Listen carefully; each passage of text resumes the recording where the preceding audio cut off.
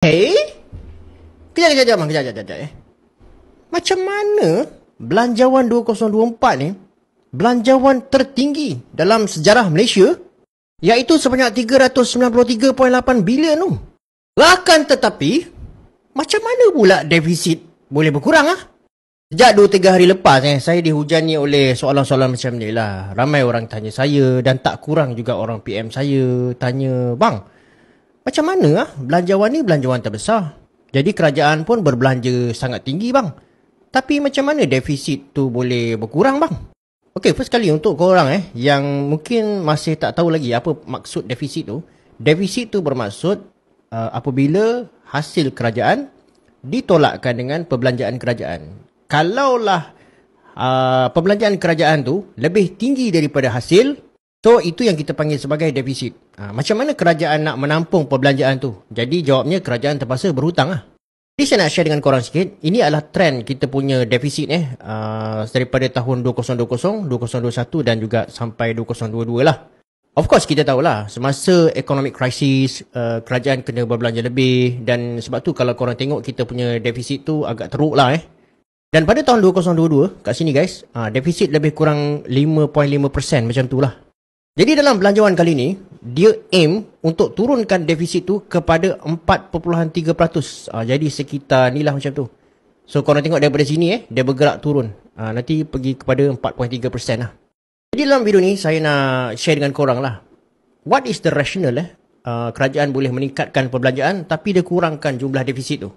Okey, pertama sekali saya bagi korang satu analogi lah. Contohnya kalaulah korang ada bisnes kan, dan kemudian korang tengok bisnes korang tu mengalami kerugian Jadi soalnya sekarang ni, macam mana korang nak naikkan balik korang punya keuntungan dan keluar daripada kerugian tu?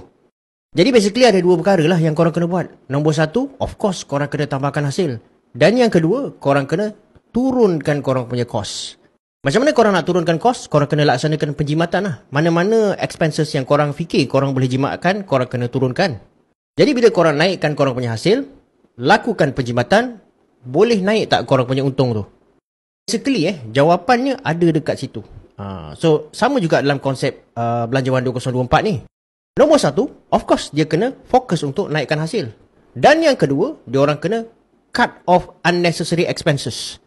Okay, jom kita tengok contoh-contoh tax reform yang kerajaan dah buat untuk meningkatkan hasil. Nombor satu, macam kita tahulah, berlaku kenaikan di lump sales tax daripada 6% kepada 8%. Yang kedua pula, capital gain tax ke atas non-listed shares. Berapa persen? 10%.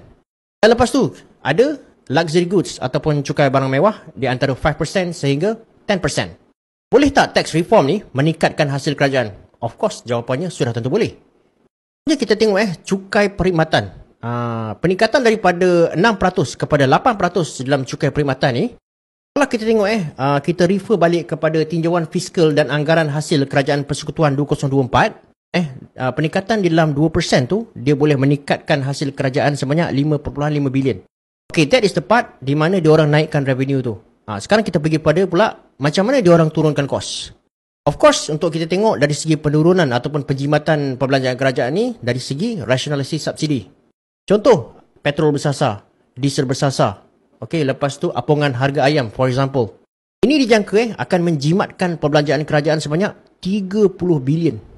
Jadi kalau korang tengok kat situ dia berlaku peningkatan di dalam dia punya revenue dan juga pada masa sama dia turunkan dia punya costs ataupun dia punya expenses tu lah. Dekat situlah dia ada ruang untuk naikkan dia punya perbelanjaan tu, tapi pada masa sama turunkan defisit tu kepada 4.3%.